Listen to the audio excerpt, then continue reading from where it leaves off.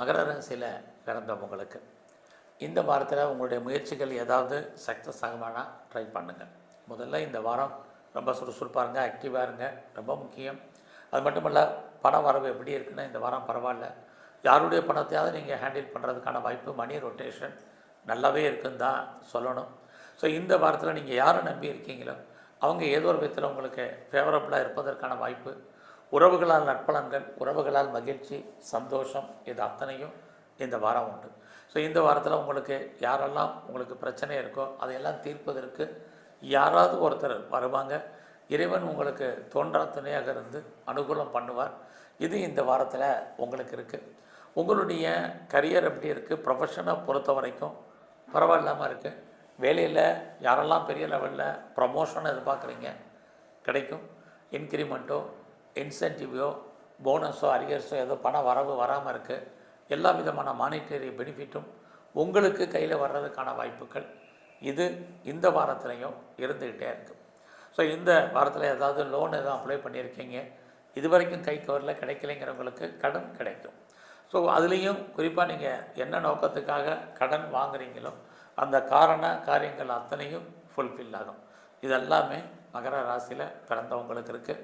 So இந்த வாரத்தில் outstanding பணங்கள் எதுவும் வராமல் இருந்தால் அது வரும். பிஸ்னஸை பொறுத்த வரைக்கும் உங்களுக்கு இந்த வாரம் பரவாயில்ல. நீங்கள் எந்த பிஸ்னஸ் பண்ணாலும் ஓரளவுக்கு அதில் லாபம், வருமானங்கள் இருக்குது. குறிப்பாக யாரெல்லாம் சிறுதொழில், சுயதொழில் பண்ணுறீங்க அல்லது வீட்டில் வச்சு பிஸ்னஸ் பண்ணுறீங்க, ஆன்லைன் பிஸ்னஸ் பண்ணுறீங்க, ஓரளவுக்கு அதில் வருமானங்கள், சம்பாத்தியங்கள் இருக்குது. நீங்கள் ஏதாவது கலைத்துறையில் இருக்கீங்கன்னா இந்த ஜூலை 26க்கு அப்புறம் உங்களுடைய துறைகள் மூலமாக உங்களுக்கு வருமானங்கள், புகழ், அந்தஸ்து கூடும்.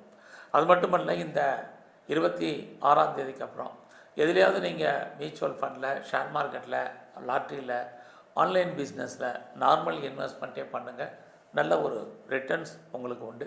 பட் இந்த வாரத்தில் உங்களுடைய 8ஆம் இடத்துல செவ்வாய் கேது இருக்கிறது. தேவையில்லாத விஷயங்களை தலையிடாதீங்க. அரசாங்க சம்மந்தப்பட்ட விஷயங்களை அடக்கி வாசிங்க. யாருக்கும் பெருசாக கடன் கொடுக்காதீங்க. புதிய முயற்சிகளில் ஈடுபடும்போது உடைக்கிற யோசிங்க. இது அத்தனையும் இந்த வாரம் ரொம்ப முக்கியம்.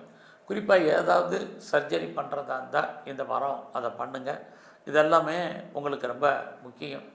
அது இல்லாமல் இந்த வாரத்தை பொறுத்த வரைக்கும் ஸோ நீங்கள் பெரிய லெவலில் ப்ராப்பர்ட்டி எதுவும் விற்காமல் இருக்குது, சேல் ஆகாமல் இருக்குது அப்படிங்கிறவங்களுக்கு இந்த வாரம் அது விற்பதற்கான வாய்ப்புகள் ரொம்ப குறைவு. அதனால் எல்லாமே நடப்பது அத்தனையுமே நன்மைக்கு நினைங்க. எல்லா விஷயத்துலேயும் கொஞ்சம் கவனமாக இந்த வாரம் இருங்க. ஏன்னா உங்களுடைய 12ஆம் இடத்துல குரு, சனி பார்க்குறாங்க. வாய்ப்பு இருந்தால் எதுலையாவது நீங்கள் முதலீடு பண்ண